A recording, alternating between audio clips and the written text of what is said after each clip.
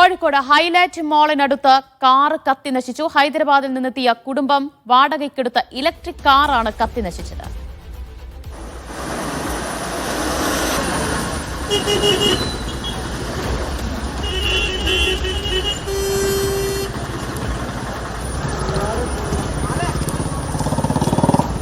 അനീസ് അലി വിവരങ്ങൾ നൽകും. സംഭവസ്ഥലത്തു നിന്നാണ് അനീസ് അലി ചേരുന്നത്. അനീസ്, അവിടെ ദേശീയപാതയിലാണല്ലേ കാറ് കത്തിയത്? അത് അണയ്ക്കാനുള്ള ശ്രമങ്ങളൊന്നും നടക്കുന്നില്ലേ? തീർച്ചയായും ഇപ്പോൾ കാർ 3 യൂണിറ്റ് ഫയർഫോഴ്സിന്റെ നേതൃത്വത്തിലാണ് തീ അണക്കാനുള്ള ശ്രമങ്ങൾ നടത്തിയത്. ഇപ്പോൾ തീ ഏറെക്കുറെ അണച്ച നിലയിലാണുള്ളത്. ഈ കുടുംബം, അതായത് നമ്മൾ ദൃശ്യങ്ങളിൽ കാണുന്ന ഈ കുടുംബം ഹൈദരാബാദിൽ നിന്ന് എത്തിയവരാണ്. What happen? Actually, we were coming from the hotel till and we were going to the beach. You're from Hyderabad now? Yeah, we are from Hyderabad. We were coming from hotel and going to the beach, and suddenly basically smoke came out, and then we just stopped the car and we came out, and we saw there was a fire droplets basically near the passenger seat. This is an electric vehicle? Yeah, this is ZSCV old model. And then we just came out, and within a minute or so, basically it was all smoke, and then fire, it just started burning. Okay, you are scared? I mean it's a different experience. All safe now? Yeah, we are safe. Okay. ഈ സ്ഥാപനത്തിന്, നിങ്ങളല്ല സ്ഥാപനവും, നിങ്ങളുടെയൊക്കെന്നാണ് റെന്റിന് car എടുത്തിട്ടുള്ളത് അല്ലേ? ഇതെന്താ സംഭവിച്ചിട്ടുണ്ടാവുക? എന്താ നിങ്ങൾക്ക് തോന്നുന്നത്? ഏത് വാഹനമാണ്? എന്താണ് ഇത് വാഹനം? ഇത് MGയുടെ ZS ആണ്. ZCV ആണ്. ഇതിങ്ങനെ ഒരു ആദ്യമായിട്ടാണ് ഇങ്ങനെ? അതെ, ഫസ്റ്റ് ടൈമാണ് ഇങ്ങനെ ഒരു എക്സ്പീരിയൻസ് വരുന്നത്. എന്താണെന്ന് ചെക്ക് ചെയ്യണം. നമുക്കിപ്പോ ഇനീഷ്യലൊന്നും പറയാൻ പറ്റത്തില്ല എന്താണ് എങ്ങനെയാണ് സംഭവിച്ചെന്നുള്ളത്. ഏതായാലും ഇപ്പോ ഈ കുടുംബം ഹൈദരാബാദിൽ നിന്നെത്തിയ ഒരു 4-അംഗ കുടുംബമാണ് ഈ വാഹനത്തിൽ ഉണ്ടായിരുന്നത്. അപ്രതീക്ഷിതമായി തീ ഉയരുന്നത്, അതായത് പുക ഉയരുന്നത് കണ്ടതിനെ തുടർന്ന് ആദ്യം ഒരു മണം, സ്മെല്ല് അനുഭവപ്പെട്ടതിനെ തുടർന്ന് അവർ പരിശോധിക്കുമ്പോൾ പുക ഉയരുന്നത് കണ്ടു. ഇതേ തുടർന്നാണ് അവർ അതിൽ നിന്ന് പുറത്തിറങ്ങിയത്. വാഹനം വളരെ വേഗത്തിൽ തന്നെ സൈഡാക്കി അവർ പുറത്തിറങ്ങിയത് കൊണ്ടാണ് ജീവൻ രക്ഷപ്പെട്ടത്. എന്തായാലും തീ പൂർണ്ണമായും ഈ കാറിനെ വിഴുങ്ങി എന്ന് തന്നെ പറയാം. കാരണം ഇപ്പോൾ ഈ കാർ നമ്മൾ ദൃശ്യങ്ങൾ കാണുന്നത് പോലെ തന്നെ പൂർണ്ണമായും കത്തി നശിച്ച നിലയിലാണ്.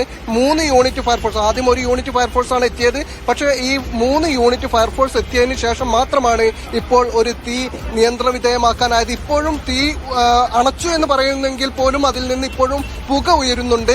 എന്താണ് സംഭവിച്ചത്, അപകട കാരണമായത് എന്താണ് എന്നത് സംബന്ധിച്ചൊന്നും ഇപ്പോൾ ഒരു വ്യക്തത ഇതുവരെയും വന്നിട്ടില്ല. ഏതായാലും ഇപ്പോൾ പുക ഉയരുന്നതിന് പിന്നാലെ തന്നെ യാത്രക്കാർ, അതായത് ആ കുടുംബം ഒന്നടങ്കം കാറിൽ നിന്ന് ഇറങ്ങിയതുകൊണ്ട് വലിയ അപകടം ഒഴിവായി. തീർച്ചയായും ഇപ്പോൾ അവർ ഈ പുക ഉയരുന്നത് കാണുന്നതിന് മുമ്പ് തന്നെ കൂടെ ഉണ്ടായിരുന്ന ഭാര്യ ഇദ്ദേഹത്തോട് എന്തോ അസ്വാഭാവികമായ മണം ഉയരുന്നത് പറയുന്നുണ്ട്. അതേ തുടർന്ന് ഇവർ പരിശോധിക്കുമ്പോഴാണ് മുൻഭാഗത്ത് നിന്ന് പുക ഉയരുന്നത് കാണുന്നത്. ഇതേ തുടർന്ന് അവർ പെട്ടെന്ന് തന്നെ കാറ് സൈഡാക്കിയതിനു ശേഷം ഇവിടേക്ക് പുറത്തേക്ക് ഇറങ്ങുകയായിരുന്നു. അതാണ് ഈ കുടുംബത്തിന് അപകടമില്ലാതെ രക്ഷപ്പെടാൻ കാരണമായത്. കുടുംബത്തിൽ അവരുടെ കൂടെ ഒരു ചെറിയ കുട്ടിയുണ്ട്. ആ കുട്ടി നമ്മളിവിടെ വരുന്ന സന്ദർഭത്തിൽ നമ്മൾ വളരെ വേഗത്തിൽ എത്തിയിട്ടുണ്ട്. ഫയർഫോഴ്സ് നമ്മൾ ശേഷമാണ് എത്തുന്നത്. അപ്പോൾ ആ സന്ദർഭത്തിൽ ഈ കുട്ടിയും കുടുംബവും വളരെ ഭയപ്പെട്ട് നിൽക്കുന്ന, കുട്ടി കരയുന്ന രീതിയിലാണ് നമ്മൾ കാണുന്നത് ഇവിടെ നിൽക്കുമ്പോൾ. എന്തായാലും ആളുകൾ, നാട്ടുകാർ ഇവിടെ തടിച്ചുകൂടിയ, നാഷണൽ ഹൈവേ ആയതുകൊണ്ട് തന്നെ വളരെ വേഗത്തിൽ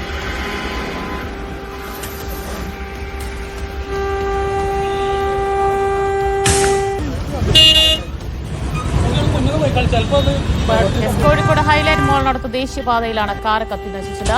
ഇലക്ട്രിക് കാറാണ് കത്തി നശിച്ചത്. ഹൈദരാബാദിൽ നിന്നെത്തിയ കുടുംബം വാടകയ്ക്കെടുത്തതായിരുന്നു ആ കാറ്.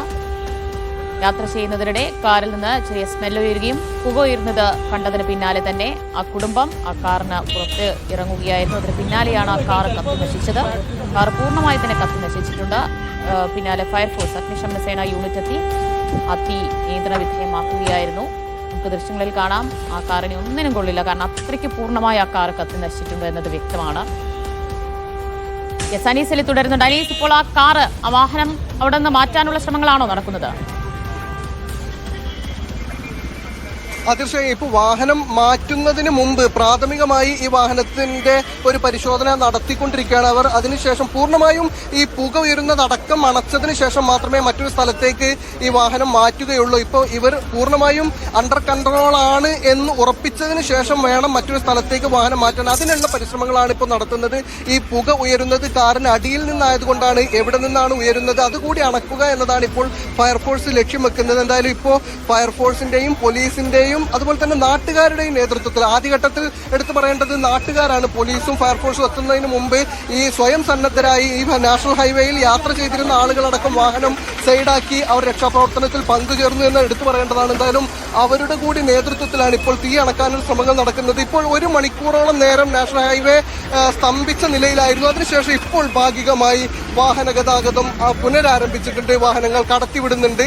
പോലീസ് ഇപ്പോൾ ഗതാഗതം നിയന്ത്രിക്കുന്നുണ്ട്. ഏതായാലും ഇപ്പോൾ ഈ വാഹനത്തിലെ തീ പൂർണ്ണമായും ഇപ്പോൾ അണച്ചു കഴിഞ്ഞിട്ടില്ല. അതുകൊണ്ട് തന്നെ ഇങ്ങനെ പുക ഉയരുന്ന ഒരു പശ്ചാത്തലത്തിൽ കാറ് മറ്റൊരിടത്തേക്ക് മാറ്റുകയാണെങ്കിൽ അതിനിടയിൽ ഇത് വല്ല തീ പടരുമോ എന്നൊരു ആശങ്ക നിലനിൽക്കുന്നുണ്ട്. കാരണം ഏറെ നേരം നിന്ന് കത്തിയതാണ്. 2 യൂണിറ്റ് ഫയർഫോഴ്സ് ശ്രമിച്ചിട്ടും തീ അണക്കാൻ കഴിഞ്ഞിരുന്നില്ല. അതുകൊണ്ടാണ് 3ാമതൊരു യൂണിറ്റ് കൂടി ഇവിടെ എത്തിയത്.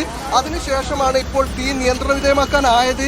ഇങ്ങനെ ഒരു പശ്ചാത്തലത്തിൽ ഈ തീ പൂർണ്ണമായും അണച്ചതിന് ശേഷം മാത്രമേ, ഇനി തീ ഉയരില്ല എന്ന് ഉറപ്പാക്കിയതിനു ശേഷം മാത്രമേ മറ്റൊരു സ്ഥലത്തേക്ക് ഈ വാഹനം മാറ്റാൻ കഴിയൂ എന്നതുകൊണ്ടാണ് അവർ ഇപ്പോൾ ഈ തീ അണക്കാനുള്ള എല്ലാ ശ്രമങ്ങളും നടത്തിക്കൊണ്ടിരിക്കുന്നത്. ജിൽസി.